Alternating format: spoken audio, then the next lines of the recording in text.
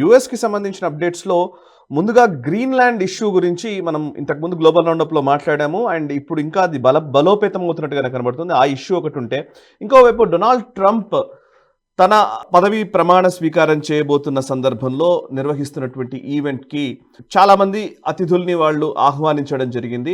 అందులో చాలా దారుణంగా కనిపిస్తున్న ఒక 2 అంశాలున్నాయి. ఒకటి హెజ్బుల్లాకి సపోర్టర్‌గా నిలిచినటువంటి హుసేని అనే వ్యక్తిని, అల్ హుసేని తను ఈ హిజ్బుల్లాకి సపోర్ట్‌గా నిలిచినటువంటి వ్యక్తి. అండ్ ట్రంప్ గెలవడంలో కూడా కీలకంగా ఒక ప్రాంతంలో నిలిచారని కూడా చెప్తున్నారు, మిచిగాన్‌లో.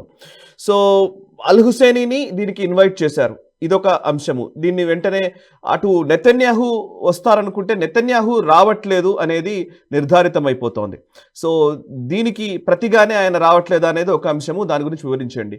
రెండోది ఎస్ఎఫ్జే, సిక్స్ ఫర్ జస్టిస్, ఏదైతే గుర్పట్వంత్ సింగ్ పన్ను భారత వ్యతిరేక కార్యకలాపాలు, ఖలిస్తానీ ప్రేరేపిత కార్యకలాపాలు రెగ్యులర్‌గా చేస్తూ ఉంటాడు. ఆయన చాలా వరకు బెదిరింపులు చేస్తుంటాడు సిక్స్ ఫర్ జస్టిస్ అనే సంస్థ ద్వారా. సో, ఆ ఎస్ఎఫ్జేకి సంబంధించినటువంటి నాయకుడు కుల్జీత్ సింగ్ అనే వ్యక్తి తమకు కూడా ఇన్విటేషన్ వచ్చింది అని ట్వీట్ చేశారు. సో, అయితే అది ఇన్విటేషన్ కాదు, వాళ్ళు కొనుక్కొని, అంటే దాని పాస్ తీసుకొని వెళుతున్నారు అనేది ఒక అంశం. సో, ఎస్ఎఫ్జే యాక్టివిస్టులు లేకపోతే హిజ్బుల్లాకి సంబంధించినటువంటి నాయకులు ఈ ఈవెంట్‌కి రావడాన్ని ఎట్లా అర్థం చేసుకోవాలి? ఇక్కడ డొనాల్డ్ ట్రంప్ ప్రమాణ స్వీకారానికి సంబంధించి వాళ్ళకి నిజంగా వాళ్ళ ఇన్విటేషన్లన్నీ అయిపోయినాయి. చాలా తక్కువ ఇన్విటేషన్సే ఉన్నాయి వాళ్ళ దగ్గర. మిగతావన్నీ కూడా వాళ్ళు ఏం చేశారంటే ధర పెట్టి అమ్మారు. టికెట్లు కొనుక్కొని ఆ ఇనాగ్రేషన్ వెళ్తున్న వాళ్ళు చాలా మంది ఉన్నారు. వాళ్ళలో ఈ యొక్క సిక్స్ ఫర్ జస్టిస్ సంబంధించిన వ్యక్తులు కూడా టికెట్లు కొనుక్కొని వెళ్తున్నారు. కానీ బయట వచ్చేసి మేము ఏదో మాకు ఇన్విటేషన్ వచ్చింది అని వాళ్ళు ఒక బిల్డప్ ఇచ్చేటువంటి ప్రయత్నం వాళ్ళు చేస్తున్నారు. కానీ ఈ అల్ హుసేని అన్నటువంటి వ్యక్తి, అతని యొక్క అనుచరులు, అతని కౌంటీలో ఉన్నటువంటి వ్యక్తులు, ముస్లిమ్స్ అందరూ కూడా డొనాల్డ్ ట్రంప్ ఈసారి ఓటు వేశారు. కాబట్టి ఆయనకు ఒక విధమైనటువంటి వాళ్ళ మీద సానుభూతి లాంటిది అటువంటిది ఉన్నది. కాబట్టి వాళ్ళని ఇన్వైట్ చేయడం జరిగింది. అంటే ఈ ఎలక్షన్ లో ఆయనకి ఎవరెవరు ఆయన కలిసి వచ్చారో వాళ్ళందరినీ ఇన్వైట్ చేస్తారు. ఆ దృష్ట్యా అల్ హుసేనికి ఇన్విటేషన్ వెళ్ళింది. కానీ ఇతను ఒక కరడుగట్టినటువంటి ఇస్లామిక్ భావజాలం ఉన్నటువంటి వ్యక్తి, కంప్లీట్ గా ఇజ్రాయెల్ కి వ్యతిరేకంగా ఉన్నటువంటి వ్యక్తి, హెజ్బుల్లాని సమర్థిస్తూ గతంలో మాట్లాడినటువంటి వ్యక్తి. అయినా కానీ కూడా అమెరికాకు సంబంధించి డొనాల్డ్ ట్రంప్ కి ఓటేసినటువంటి ఒక ఊరు నుంచి వచ్చిన వ్యక్తి కాబట్టి అతను కూడా ఇన్విటేషన్ వెళ్ళడం జరిగింది.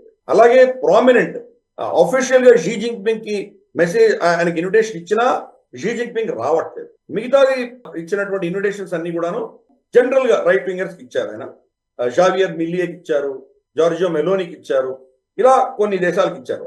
ఎవరికి ఇవ్వలేదు అంటే కనుక బహుశా మోదీ గారికి ఇవ్వలేదు, వ్లాడిమిర్ పుటిన్కి ఇవ్వలేదు. ఇటువంటి కొన్ని కీలకమైనటువంటి పెద్ద పెద్ద దేశాలకు ఆయన ఇన్విటేషన్ ఇవ్వలేదు. కానీ జయశంకర్ గారు అఫీషియల్ స్థాయిలో ఆయన పెడుతున్నారు. ఇన్విటేషన్ అంటే దేశానికి వచ్చింది కానీ ప్రధానమంత్రికి వ్యక్తిగతంగా రాలేదు. సో, మనల్ని రిప్రజెంట్ చేస్తూ జయశంకర్ గారు పెడుతున్నారు. బిలావల్ భుట్టో జర్దారి, మనకు పాకిస్తాన్ మాజీ విదేశాంగ మంత్రి, అతను కూడా టికెట్ కొనుక్కొని వెళ్తున్నాడు. కానీ పాకిస్తాన్ లో పీపీపీలో పెద్ద బిల్డప్ ఏంటంటే, చూడు జర్దారి వెళ్తున్నాడు కానీ మోదీ వెళ్ళట్లేదు. సో, ఇటువంటి బిల్డప్ వాళ్ళు చేస్తున్నారు. సో, ఈ యొక్క డొనాల్డ్ ట్రంప్ స్వేరింగ్ ఇన్ సెరమనీ కూడా చాలా కాంట్రవర్షియల్ గా తయారైంది. పైపెచ్చు అల్ హుసేన్ ని ఇన్వైట్ చేసినందుకో లేదా ఇతరత్ర అంశాల దృష్ట్యానో ఈవెన్ బెంజమిన్ నెతన్యాహు కూడా వెళ్ళండి. సరే, మనం ఈ ఎపిసోడ్ లోనే మనం ఇజ్రాయెల్ అంశాలు చర్చించుకున్నప్పుడు ఇంకా కొంచెం దాన్ని డీప్ గా మాట్లాడదాం మనం. కానీ అల్టిమేట్ గా డొనాల్డ్ ట్రంప్ ఇంకా పదవి ప్రమాణం చేయక ముందరే, పదవి స్వీకరించక ముందరే చాలా కాంట్రవర్షియల్ గా ఈ యొక్క టర్మ్ ఉండబోతోంది అని మనకు స్పష్టంగా అర్థమైంది. మనకు సంబంధించి కూడా హర్మీత్ కే ఢిల్లాన్ అన్నటువంటి ఆవిడ్ని ఆయన మానవ హక్కుల వాళ్ళకు ఉన్నటువంటి ఏదైతే సంస్థ ఉన్నదో దాంట్లో డెప్యూటీగా నంబర్ 2వ స్థానంలో ఆవిడని నియమించారు. ఆవిడ ఇంకా అఫ్ కోర్స్ కన్ఫర్మేషన్ అవ్వాలి. ఆవిడ కంప్లీట్ గా ఖలిస్తానీ సపోర్ట్ చేస్తూ భారత ప్రభుత్వాన్ని, మోదీ గారిని వ్యతిరేకంగా ఆవిడ ఇచ్చిన స్టేట్మెంట్స్, గుర్పట్వంత్ సింగ్ పన్నుని సమర్థిస్తున్నటువంటి స్టేట్మెంట్స్, ఇవన్నీ గతంలో చూసాము. కాబట్టి ఆ అడ్మినిస్ట్రేషన్ లో ఆల్మోస్ట్ ఈ ధిల్లాన్ తప్పితే మిగతా అందరూ కూడాను భారతదేశం పట్ల సానుకూలత, ప్రేమ, మైత్రి ఉన్నటువంటి వ్యక్తులే ఉన్నా ఈ యొక్క వ్యక్తి మాత్రం మనకు వ్యతిరేకంగా ఉన్నటువంటి వ్యక్తి కూడా ఆ అడ్మినిస్ట్రేషన్ లో ఉన్నారు. అందుకని ఈ ఇన్విటేషన్ లో వచ్చే వాళ్ళలోనే మనకు అర్థం చేసుకోవచ్చు రాబోయే రోజుల్లో ఎంత కాంట్రవర్సీ ఉండబోతుంది. డొనాల్డ్ ట్రంప్ శత్రువులకే కాదు, ఈవెన్ మిత్రులకు కూడా తలనొప్పిగా తయారయ్యారు. కాబట్టి ఈ కాంప్లికేషన్ లో ఎవరు దీని నుంచి తప్పించుకున్నటువంటి పరిస్థితి లేదు. గ్రీన్లాండ్ కి సంబంధించి డొనాల్డ్ ట్రంప్ కంటిన్యూస్ గా మాట్లాడుతూనే ఉన్నారు. గ్రీన్లాండ్ తీసేసుకోవాలి, అక్కడ సెక్యూరిటీకి సంబంధించిన విషయాలు కూడా మనకు ఉండాలి, ఫ్రీ వరల్డ్ ని ప్రొటెక్ట్ చేయడానికి గ్రీన్లాండ్ మాకు కావాలి అని ఆయన చెప్పడం. డెన్మార్క్ ప్రధాని క్వశ్చనే లేదు, మేము ఇచ్చే సమస్య లేదు, ఇన్ఫాక్ట్ గ్రీన్లాండ్ కి అటానమీ ఉన్నది, వాళ్ళు తలుచుకుంటే రేపు పొద్దున ఓటేసి డెన్మార్క్ నుంచి విడిపోవచ్చు, వాళ్ళు కంప్లీట్ వాళ్ళకు మేము హక్కులు ఇచ్చేసాము, లీగల్ గా వాళ్ళు డెన్మార్క్ తో కలిసి ఉన్నారే కానీ టెక్నికల్ గా వాళ్ళు కంప్లీట్ అటానమీ ఉన్నది, కాబట్టి ఆ నిర్ణయం మేము ఇవ్వలేము, గ్రీన్లాండే తీసుకోవాలి అని చెప్పి వాళ్ళు వదిలేశారు. గ్రీన్లాండ్ లో వాళ్ళందరూ ఏం చెప్తున్నారంటే దాంట్లో కూడా మళ్ళీ రెండు భిన్నాభిప్రాయాలు పెట్టుకున్నాము. ఒక వర్గం ఏం చెప్తోందంటే అవును అమెరికా వెళ్తే తప్పేంటి అని ఒక వర్గం అంటే, ఇంకో వర్గం క్వశ్చనే లేదు మేము వెళ్ళాము, ఎట్టి పరిస్థితుల్లో మేము వెళ్ళామని చెప్తున్నారు.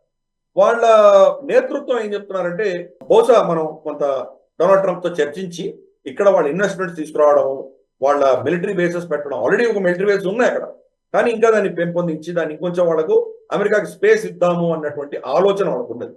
చాలా పెద్ద ఐలాండ్స్ అవన్నీ గ్రీన్లాండ్, దాని మొత్తం జనాభా తిప్పి కొడితే 55,000 మంది మించి లేరు.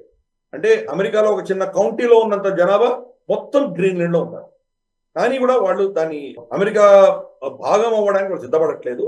జనరల్ గా ఏం చేస్తారంటే ఈ బార్గెనింగ్ చేయడానికి డొనాల్డ్ ట్రంప్ టెక్నికే ఇది, హైయెస్ట్ మాక్సిమలిస్ట్ పొజిషన్ తీసుకుంటారు, తర్వాత నెగోసియేషన్స్ ఎక్కడో మధ్యలో దాన్ని కాంప్రమైజ్ చేసి ఒప్పందం కుదుర్చుకోవచ్చు. కాబట్టి ఆయన మరి రాష్ట్రపతి అయిన తర్వాత ఇది ఏ దిశగా వెళ్తుందో చూడాలి. ఇప్పటికైతే మాత్రం గ్రీన్లాండ్ చేరడానికి సుముఖతగా లేదు, మేము అమెరికాలో చేరమన్నట్టుగానే వాళ్ళు చెప్తున్నారు. చూద్దాం రాబోయే రోజుల్లో మరి ఎవరు దీన్ని ఏ దిశగా తీసుకెళ్తారో. డొనాల్డ్ ట్రంప్ ఫార్మల్ గా ప్రెసిడెంట్ అయిన తర్వాత కానీ మనం దీని గురించి మాట్లాడాలి.